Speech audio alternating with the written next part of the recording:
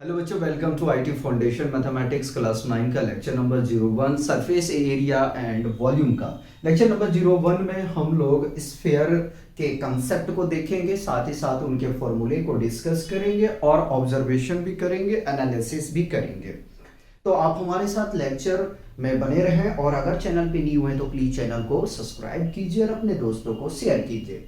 अब आते हैं अपना सबसे पहले यानी कि फर्स्ट फॉर्मूला जो हम देखने वाले हैं वो देखेंगे सरफेस एरिया ऑफ स्फीयर। ठीक है, सबसे पहले हम, चलो इसको छोटा रखो यार, area of sphere equal to होता है बाबू 4 पाई आर स्क्वायर। अब ये जानते हैं 4 कहां से आया है। ठीक है, तो देखो यार, पहले हम एक क्या करते हैं कि स्फीयर को ड्रॉ कर लिए। ठीक है, लिख देता हूं कि ये 3D फिगर है। कैसा है भाई? 3D फिगर है। ठीक है, ठीक मानना पड़ेगा क्योंकि हमारे पास जो बोर्ड है वो 2D है, तो यहां आपको सर्कल के अलावा कुछ भी नजर नहीं आएगा। तो स्फीयर क्या होता है? एक 3D फिगर होता है। क्या होता है? 3D फिगर होता है। ठीक है, इतना याद रखिएगा। अब सुनो, 4 कहां से आता है वो समझने की हम लोग कोशिश करते हैं। देखो बाबू, अगर इस स्फीयर के आप बाहरी सतह को, क्या हमने कहा? बाहरी सतह को, ठीक है, आउटर सरफेस को अगर छोटे छोटे भागों में बांट दोगे, हमने क्या कहा? इस स्फीयर के आउटर सरफेस को अगर आप छोटे छोटे टुकड़ों में बांट देते हो, ठीक है, तो जो उनका एरिया आता है वो 4 सर्कल के एरिया के बराबर होता है। किसका होता है? 4 सर्कल एरिया के बराबर होता है। तो हम यहां से कह सकते हैं 4 इंटू एरिया ऑफ सर्कल।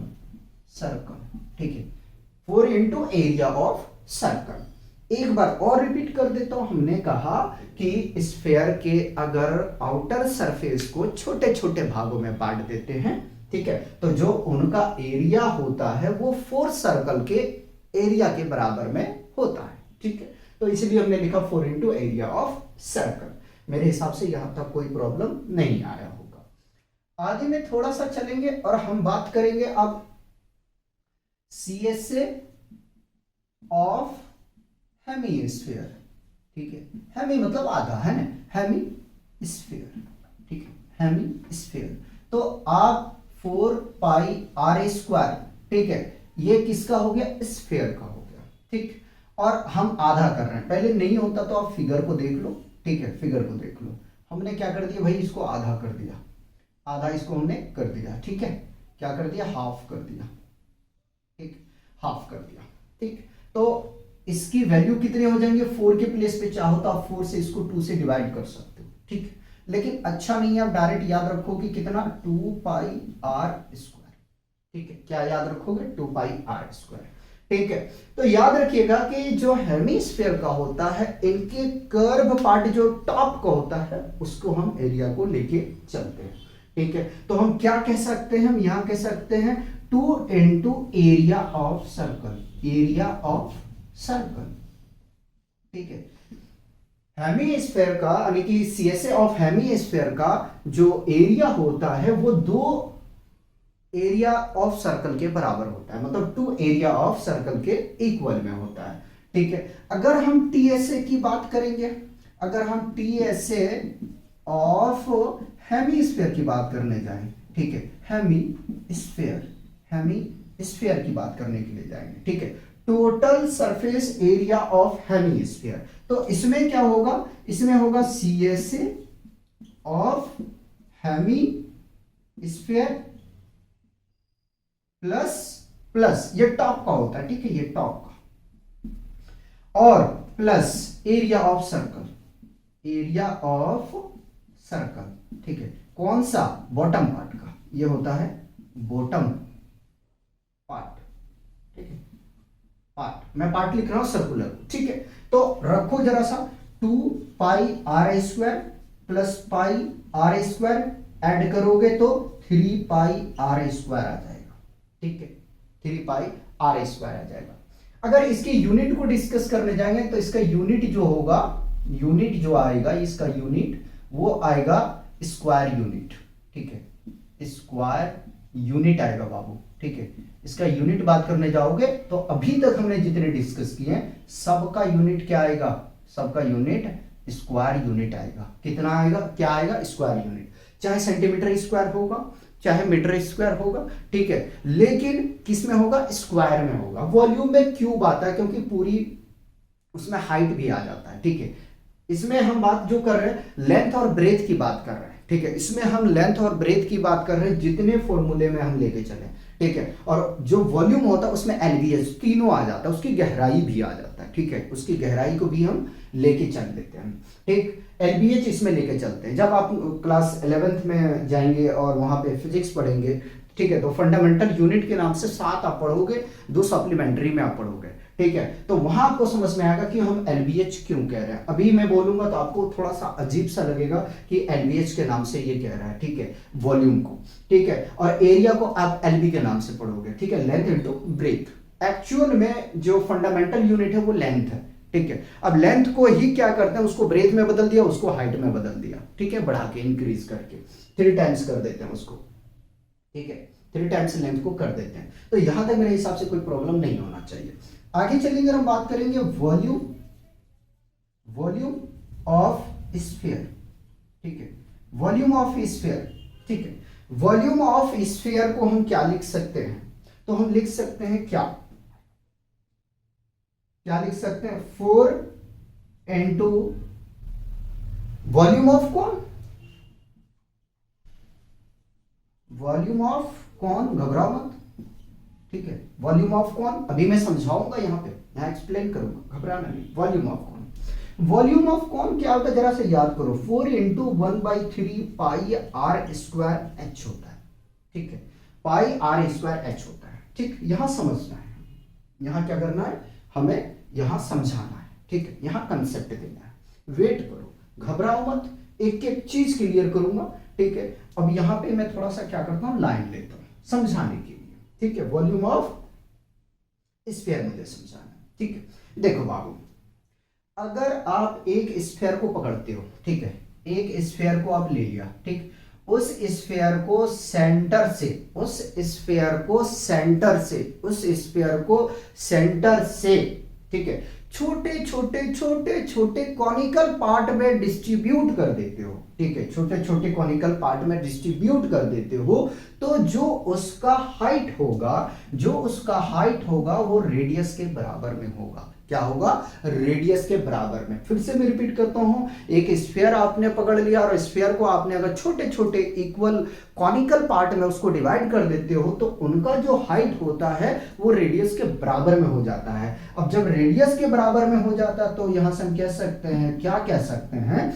यही कह सकते हैं कि 4/3 पाई आर स्क्वायर इंटू आर, ठीक है। और हम लिख सकते हैं क्या, 4/3 पाई आर क्यूब। और यही आपका होता है क्या, वॉल्यूम ऑफ स्फीयर का फॉर्मूला। किसका होता है, वॉल्यूम ऑफ स्फीयर का फॉर्मूला होता है। किसका फॉर्मूला होता है, वॉल्यूम ऑफ स्फीयर का होता है, ठीक है। ये आपका 3D फिगर यहां मैं लिख देता हूं, 3D फिगर, ठीक है, 3D फिगर, 3D फिगर, ठीक है। बताओ यार, यहां तक कोई दिक्कत है तो मुझे बता दो कि नहीं सर यहां तक दिक्कत है, ठीक है। कोई प्रॉब्लम हो, किसी तरह का परेशानी, आप मुझे बता सकते हो।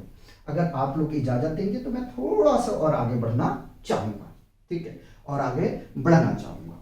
एक फॉर्मूले को और हम लोग थोड़ा सा डिस्कस करते हैं, उसके बाद में इस लेक्चर को क्या करेंगे, हम लोग बाइंड अप करने की कोशिश करेंगे, ठीक है। तो क्या है, if area of two surface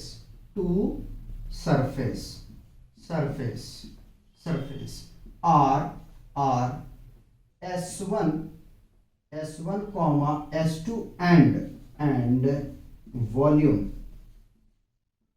V1 comma V2 then, ठीक है, देन सुनो बाबू, सुनो आराम से सुनो। हमने लिखा यदि टू सरफेसेस और वॉल्यूम का अगर आपको इन दोनों में से किन्हीं का अगर आपको रेशियोज गिवन है तो आप कैसे निकालोगे। कहने का मतलब यह है कि S1 बाई S2 का whole cube is equal to V1 by V2 का होल स्क्वायर होता है। ठीक है, अब ये मैंने लिखने का मेरा क्या पर्पज है, क्या कारण है, वो मैं बताता हूं। कई सॉरी कई बार ऐसे होगा कि आपको वॉल्यूम का रेशियो दे देगा और कह देगा आपसे कि उनके सरफेस एरिया का रेशियो आप फाइंड आउट करें। क्या हमने कहा कि कई बार क्वेश्चन में होगा कि वॉल्यूम का रेशियो आपको दे देगा और बोलेगा कि उनके सरफेस एरिया का रेशियो निकालें। कई बार ऐसा होगा कि उनके सरफेस एरिया आपके पास में दे दिया जाएगा और बोला जाएगा आपसे कि उसके वॉल्यूम का आप रेशियो फाइंड आउट करें। तो बाबू ये फॉर्मूला आपके लिए बहुत इंपॉर्टेंट है। हमने आपसे ये कहा कि if area of two surface are S1, S2 and volume V1, V2 then S1 by S2 का whole cube is equal to the V1 by V2 का होल स्क्वायर। अगर आपके पास में टू सरफेस का रेशियो गिवन है, ठीक है, और इनमें से एक भी वॉल्यूम गिवन है, तो आप दूसरा वॉल्यूम निकाल सकते हो। या क्वेश्चन ऐसा भी हो सकता है कि सरफेस एरिया दोनों का दे दिया जाए, वॉल्यूम पूछ ले, वॉल्यूम का रेशियो पूछ ले। ऐसा भी हो सकता है कि वॉल्यूम का रेशियो दे दे और उसका सरफेस एरिया दोनों का रेशियो पूछ ले, तो भी आप फाइंड आउट कर सकते हो। मतलब कि यहां से आपको किसी भी तरह का क्वेश्चन में मैनिपुलेट करेगा तो आप इस फॉर्मूले को अगर अच्छे तरीके से समझते हो तो आप इसको यूज कर सकते हो। थोड़ा सा और अगर मैं छेड़ने के लिए यहां से जाऊं तो समझिएगा मैं इधर काम करता हूं। ठीक है, अगर सपोज दैट हमारे पास में क्या है, S1 बाई S2 का whole cube is equal to V1 का स्क्वायर बाई V2 का स्क्वायर। सपोज दैट मान लो आपसे पूछ लिया, क्या पूछ लिया कि V1 बताओ, V1 का यानी कि वॉल्यूम 1 कितना आएगा। ठीक है, V1 कितना आएगा, तो आप यहां से निकाल सकते हो क्या, V1 का square is equal to V2 का square into S1 by S2 का होल क्यूब। उसी प्रकार से अगर आपसे पूछ ले क्या पूछ ले कि भाई हमें V2 बता दो, तो V2 बताने के लिए क्या करोगे, तो V2 बताने के लिए आप फाइंड आउट करने के लिए जाओगे तो भाई S1 बाई S2 का होल क्यूब। ठीक है, और V2 निकालना है तो ये मल्टीप्लाई में है तो ये डिवाइड में आ जाएगा। ठीक है, इतना याद रखिएगा। उसी प्रकार से आप S1 और S2 का काम कर सकते हैं। ठीक है, कोई बड़ा इश्यू नहीं है, इतना मैं उम्मीद करता हूं कि आप लोग कर लोगे। ठीक है, इतना कर लोगे। एक बार क्रॉस चेक कर लेता हूं गलत तो नहीं हुआ है। ठीक है, V2 हमें निकालना है तो